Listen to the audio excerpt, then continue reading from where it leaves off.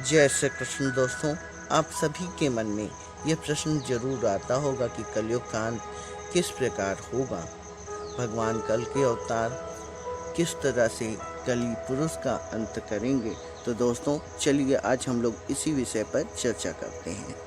प्रलय का अर्थ होता है संसार का अपने मूल कारण प्रकृति में सर्वदा लीन हो जाना। प्रकृति का ब्रह्म में लीन हो जाना ही प्रलय कहलाता है। यह संपूर्ण ब्रह्मांड ही प्रकृति कही गई है, इसे ही शक्ति कहते हैं। हिंदू शास्त्रों में मूल रूप से प्रलय के 4 प्रकार बताए गए हैं। पहला, किसी भी धरती पर जीवन समाप्त हो जाना। दूसरा, धरती का नष्ट होकर भस्म हो जाना। तीसरा, सूर्य सहित ग्रह नक्षत्रों का नष्ट होकर भस्मीभूत हो जाना। चौथा, भस्म का ब्रह्म में लीन हो जाना, अर्थात फिर भस्म भी ना रहे, पुनः शून्यावस्था में हो जाना। इसे विनाश लीला को नित्य, अतनैतिक, नैमित्तिक और प्राकृतिक प्रलय में बांटा गया है।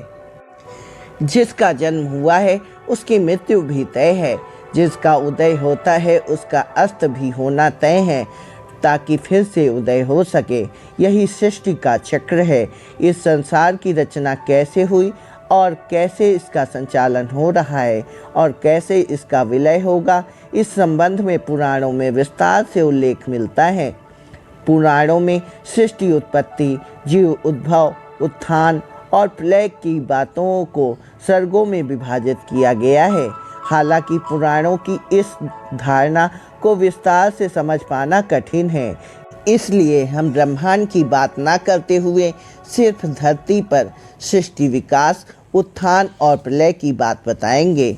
जब जब पृथ्वी पर प्रलय आता है, भगवान विष्णु अवतरित होते हैं। पहली बार जब प्रलय आया था तो प्रभु मत्स्य अवतार में अवतरित हुए और कलयुग के अंत में जब महाप्रलय होगा तब कल्कि अवतार में अवतरित होंगे।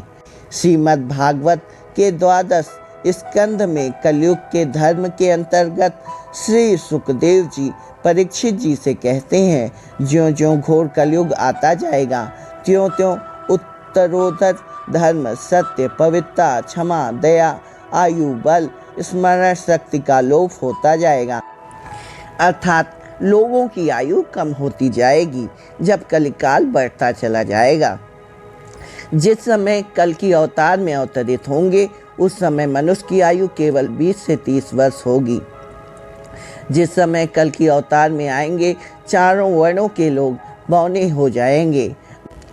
गाय भी बकरियां के समान छोटी हो जाएंगी और कम दूध देने वाली हो जाएंगी। वर्षा नहीं हुआ करेगी, भयंकर तूफान चला करेंगे। कलयुग के अंत में भयंकर तूफान और भूकंप ही चला करेंगे। लोग मकान में नहीं रहेंगे, लोग गड्ढे खोद के धरती के अंदर रहा करेंगे। धरती का 3 हाथ अर्थात लगभग 4.5 फुट धरती का उपजाऊपन नष्ट हो जाएगा। भूकंप आया करेंगे। कलयुग का अंत होते होते मनुष्य स्वभाव से गधों जैसे भार ढोने वाले विषयी हो जाएंगे।